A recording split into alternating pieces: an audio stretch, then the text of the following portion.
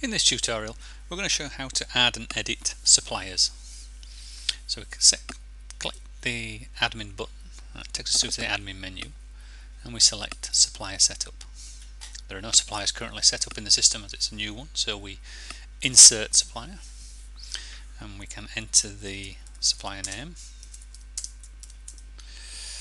There's a unique ID field allocated by the system, which you can't edit. When this supplier is saved, the system will allocate an ID. You can enter the supplier code if you have one. This would be the current code that you're using.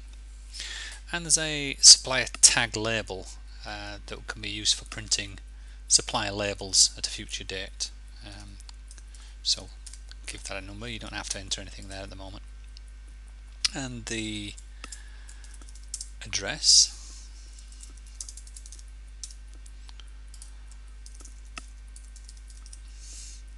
and town,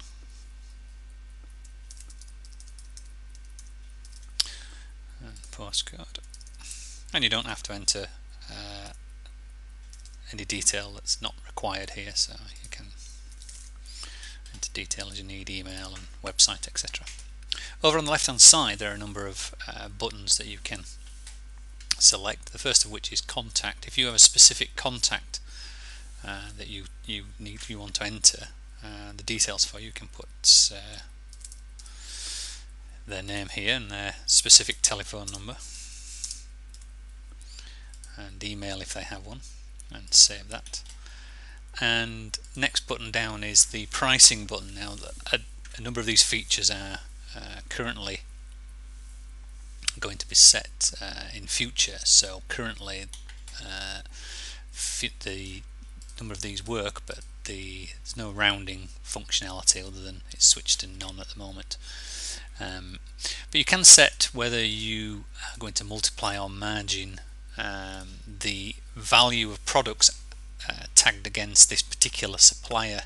This will become more obvious when you do product setup, but you can select whether you multiply the price of a product or you apply a margin value to the product, and then you can add a distinct value. So you could multiply it by 2, for instance, and then you could add £1, and that would, when you entered the product pricing later on, that would multiply the pricing by 2 and then add £1 to the value.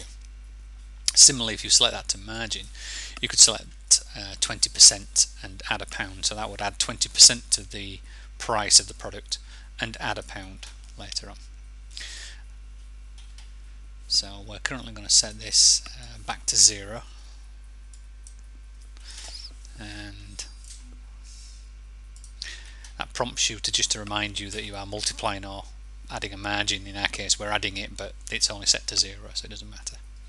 Then you can go and add the rest of the account detail. Now this is the account number your supplier has given you, and the supplier tax number. So if they're VAT registered, you can enter their particular VAT registration number in there. You can set whether the purchase pricing is inclusive or exclusive of tax. Normally this is inclusive of tax to a lot of people. You then can set the lead time applicable to purchase orders in days, and you can then select the lead time on special orders in days, and you can add the cancellation terms, and these are more indicators for referencing later on when you're looking at what lead times the supplier has given you. You'll see that cancel all back orders is greyed out because currently there aren't any back orders. So we can save those details and you can review them later on if you wish. There's no purchase orders currently because the supplier hasn't been allocated a supplier ID number, so you can't actually enter any product orders in there at the moment, but that will be enabled as soon as we save this. And you can add a note for this particular supplier, so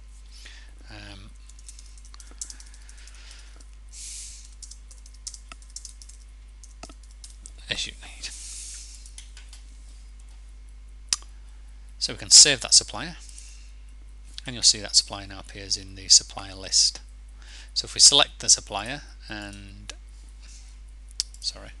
if we select the supplier and press edit, you'll see now that we have product orders enabled, and we can go through and add product orders for this particular supplier. We're going to cover product orders in a separate tutorial.